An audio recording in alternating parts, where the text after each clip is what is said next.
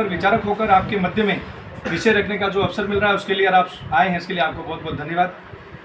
आप और हम सबको ये ध्यान में आया है कि 4 मई को जयपुर में 10:30 बजे लगभग भारत आदिवासी पार्टी के विधायक जयकृष्ण पटेल को एसीबी ने रंगे हाथ पकड़ा और यह प्रकरण मीडिया के माध्यम से और न्यूज़ चैनलों के माध्यम से आप सबने चलाया। हम विशेषकर आपके मध्य में इसलिए आए हैं कि यह प्रकरण के पीछे जो मूल हेतु था वो क्या था। यह प्रकरण एसीबी ने ऐसे ही कर लिया या इन्वेस्टिगेशन किया? विधायक जयकृष्ण पटेल ने, माननीय विधायक सदस्य ने यह राशि क्यों मांगी और किसके कहने पर मांगी? साथियों, हम सबको इसमें जाने की, गहराई तक जाने की जरूरत इसलिए पड़ी क्योंकि हम आदिवासी अंचल में रहते हैं और हमारे सभी जनप्रतिनिधि और आदिवासी जनप्रतिनिधि पर कलंक लगा है। जनता के विश्वास के साथ धोखा हुआ है। ये चेहरे बदलते हैं, व्यक्ति वही हैं, मुद्दे बदलते हैं, पार्टी वही है।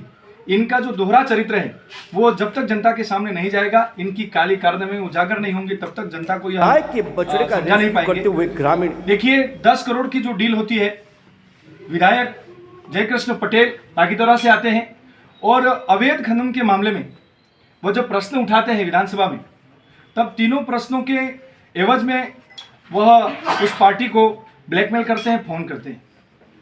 मैं अंडरलाइन करना चाहूँगा और आपको बताना ये जरूरी समझूंगा कि लेने वाला कौन था और देने वाला कौन था। लेने वाला बाप पार्टी का विधायक जयकृष्ण पटेल थे, तो देने वाले कौन था? रविंद्र मीणा, वह भी आदिवासी एसटी है।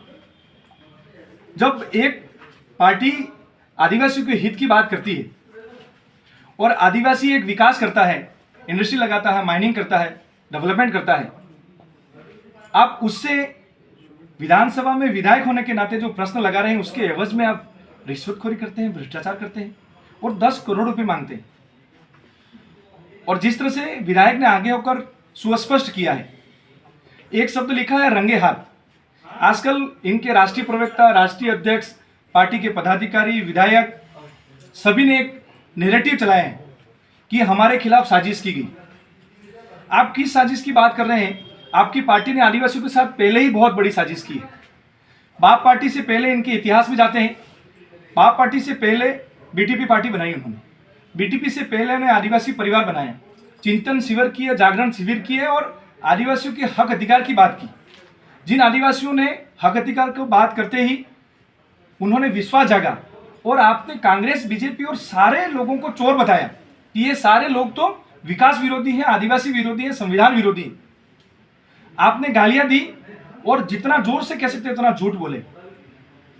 जनता को भ्रम में डाला, युवाओं को भ्रम में डाला।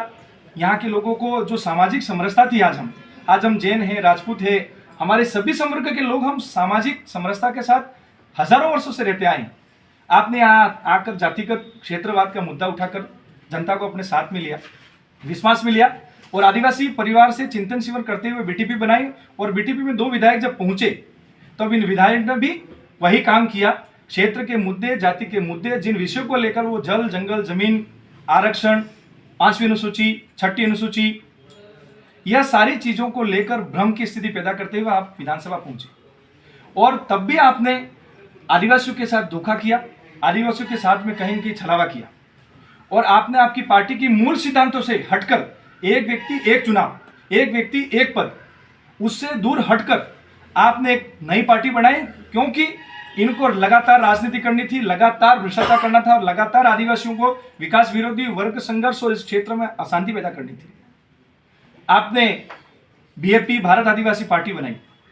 भारत आदिवासी पार्टी बनाई तो जो लोग बीएपी से थे, बीटीपी से थे, उन्होंने भी आपके विरोध किया। डॉक्टर वेलाराम घोगरा आपके राष्ट्रीय अध्यक्ष जो अलावा, क्योंकि अगर पार्टी नहीं होती तो इनके राष्ट्रीय जो सचिव हैं, सांसद हैं, उन्होंने मीडिया पे खुले तौर पे कहा है कि अगर विधायक ने कोई गलती की है तो हम उस पर कार्रवाई करेंगे और कार्रवाई करके आप एसीबी, संविधान और आईपीसी, सीपीसी के खिलाफ जाके आप अपनी जांच कमेटी बना रहे हैं। आप पहले निलंबित करिए। हालांकि ये अंदरूनी मामला है, ये हमारा विषय नहीं है। हमारा विषय एसीबी का है, संविधान का है। लेकिन आप एक तरफ कह रहे हैं कि कानून कार्रवाई करेंगे, एक तरफ करें हम जांच करेंगे, एक तरफ हम कहेंगे कि हमें संदेह है कि हमें फंसाया गया है। भाई, जब घिंदरा था तब आपका विधायक था। अगर किसी ने गलत तरह से फंसाया है तो इनकी पार्टी के व्यक्तियों को वो कहते या कहा होता ना छुपाया होगा, पहले पैसे ले ले बाद में बात करेंगे।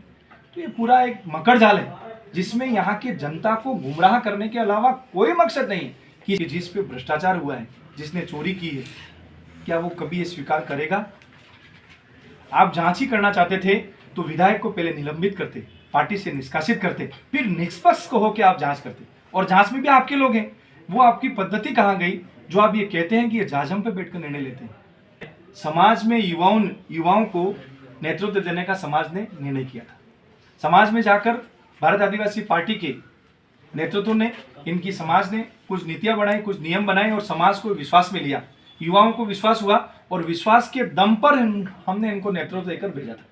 इस विश्वास के साथ जो आघात हुआ, जो उन्होंने काले कारनामे किए, हम इनके काले कारनामे, इनका विश्वासघाती प्रक्रिया, भ्रष्टाचार में लिप्तता, इनकी बार बार बयान बदलना, बार बार पार्टी बदलना, बार बार विचार बदलना, लेकिन मूल रूप से भ्रष्टाचार करने का जो उनका विचार है, इसको हम आम तक, जन तक ले जाएंगे, जन जागरण करेंगे।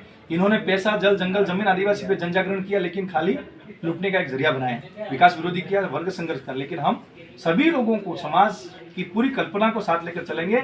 युवा हो, बुजुर्ग हो, महिला हो, सबको इनके काले कारनामे में ले जाकर हम बताएंगे। मैं पूछा कि ये षड्यंत्र है, तो मैं ये कहना चाहूंगा कि पूरी पार्टी ही षड्यंत्र है, जिनका मूल रूप से कोई सिद्धांत नहीं है। भारतीय जनता पार्टी अंतिम व्यक्ति के अंत्योदय की बात करती है। ये आदिवासियों के हित के लिए, आदिवासियों के विकास के लिए, हित रक्षा के लिए आए थे, जल, जंगल, जमीन के लिए आए थे। कभी भी इन्होंने बात नहीं की, लेकिन इन्होंने, पार्टी के बड़े लोगों ने मिल के एक षड्यंत्र रचा, कैसे, किस तरह से विकास करने वाले लोगों को ब्लैकमेल किया जाए, उन पे सवाल उठाया जाए। तो इस लोकतंत्र की पवित्र जो मंदिर है हमारा, विधानसभा और लोकसभा और राज्यसभा, इसमें सवाल उठाकर ब्लैकमेल करना ही इनकी रीति, इनकी नीति और इनकी विचार को स्पष्ट करता है कि इन लोगों को, आम लोगों से कोई मतलब नहीं है। इनका विकास कैसे हो, इनके शीश महल कैसे बने, इनकी शानो शोहरत